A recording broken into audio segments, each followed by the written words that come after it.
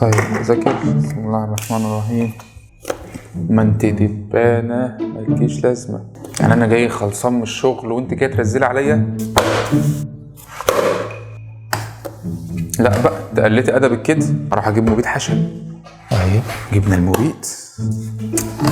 طيب نبدا نذاكر. بسم الله الرحمن الرحيم. الدنيا شكلها بتمطر ده ولا ايه؟ اطلع اشوف المطر. حاضر جاي اهو. ايه يا ترى الدبانة دي؟ كان لها عيال؟ طب كان لها حد بتحبه وانا دلوقتي فرقتهم عن بعض؟ طب وعيالها مين اللي هياكلهم دلوقتي؟ انا زهقت. هنعرف في الحلقه ديت ازاي تتخلص من المشتتات.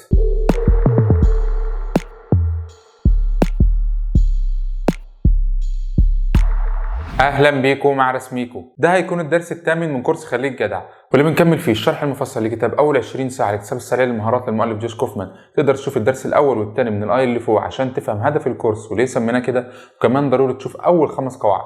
مش بخمس في وشك يا برود، لا شوف اول 5 قواعد. القاعده السادسه من 10 قواعد لتعلم المهارات بسرعه: تخلص من عوائق التدريب. لازم تكون عارف يا برو وواعي ان اي حاجه هتوقفك خلال التدريب هي مشتت، لازم تتخلص منه قبل ما تبدا في التدريب، وان المشتتات ديت بتزود من صعوبه عمليه التعلم واكتساب المهارات. ممكن نقسم المشتتات ديت نوعين: داخلي وخارجي.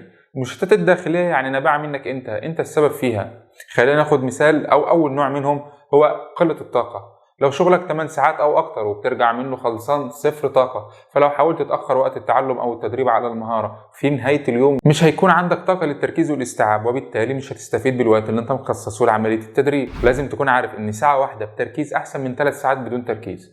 طب والحل يا رسميكو؟ اعمل ايه؟ انا عندي شغل، اسيب الشغل عشان اتعلم؟ لازم تكون عارف يا برو ان الحل الاول والاخير عندك انت. كل واحد ادرى بظروفه، ولكن احاول اديك بعض النصايح، والنصايح دي هتنفع مع بعض الناس مش هتنفع مع البعض الاخر، ولكن وظيفه النصائح ديت تنورك. اول نصيحه: خلي وقت التعلم قبل وقت الشغل، بس دي مشكله تانية، لازم تصحى بدري وتنام بدري. تاني نصيحه: قسم وقت التعلم على جلستين خلال اليوم بحيث تبعد عن اخر اليوم. تالت نصيحه: تتعلم في ايام الاجازه. يا برو ايام الاجازه ممكن تتعلم فيها غير انك تخرج وغير انك تنام وهكذا. النوع الثاني من المشتتات الداخليه: مجهود كبير قبل البدء في التدريب. دي بتفرق عن قله الطاقه اللي هي المشتت رقم 1. ازاي؟ انك بيكون عندك طاقه للاستيعاب والتركيز، ولكن بتبذل مجهود كبير قبل التدريب او قبل المذاكره، فبيقلل طاقتك دي. زي مثلا بتحب تذاكر او تتعلم واوضتك مترتبه ومتروقه، فكل مره بتيجي تذاكر تبدا تروقها من اول وجديد فتبذل مجهود كبير. او بمعنى اخر بتعمل حاجه بتقلل طاقتك الاستيعابيه قبل البدء في التدريب، او بتقلل طاقتك عموما. طب والحل يا رسميكو؟ هقول لك النصيحه هنا يا برو: حاول تشوف ايه هي الحاجه دي وتعملها في وقت بتكون طاقتك فيه صفر، ولما يبقى عندك طاقة للتركيز والاستيعاب ابدأ على طول في التعلم. يعني أكيد بتلاقي وقت مش قادر تستوعب فيه أو المعلومة مش قادرة تخش دماغك.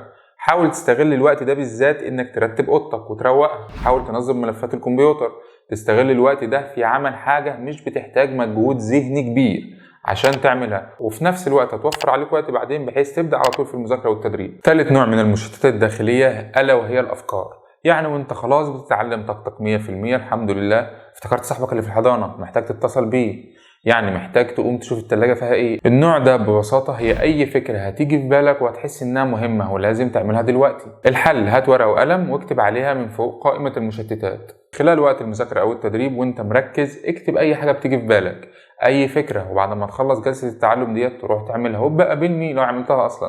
كلها حاجات اي كلام. النوع الرابع من المشتتات الداخلية ألا وهي العواطف. يعني مثلا القلق او الخوف او الاحراج او الحب. من وجهة نظر رسميكم مش عارف تتخلص منها ازاي، بس رأيي خلي التعلم ده عادة يومية لازم تعملها مهما حصل. النوع الثاني من المشتتات اللي هي المشتتات الخارجية، واللي هي جاية من البيئة بتاعتك. زي رقم 1: توفر متقطع للموارد. يعني لو بتتعلم تصوير وانت مأجر الكاميرا او بتتعلم مونتاج على كمبيوتر صاحبك الحل عندك برضه، ولكن شوف حلقة القاعدة ال5 من الآي اللي فوق وإنك تبدأ بأقل الإمكانيات. رقم 2: مشتتات محيطة بك زي التليفون أو أهل بيتك أو أطفالك. الحل عندك إنك تقفل النت، ولو كان تعلمك عن النت أصلا تقفل التطبيقات أو الإشعارات، وفي إعدادات دلوقتي تقدر تفعلها في أي موبايل عشان تقفل الإشعارات المشتتة دي. والحل في أهل بيتك: تقفل على نفسك الأوضة أو تعرفهم إنك تعمل حاجة مهمة. لازم تكون فاهم إنك لو اعتمدت على قوة الإرادة لوحدها عشان تتغلب على كل المشتتات ديت هي استراتيجية خسرانة، وإن قوة الإرادة هي قوة محدودة لازم تستغلها بحكمة.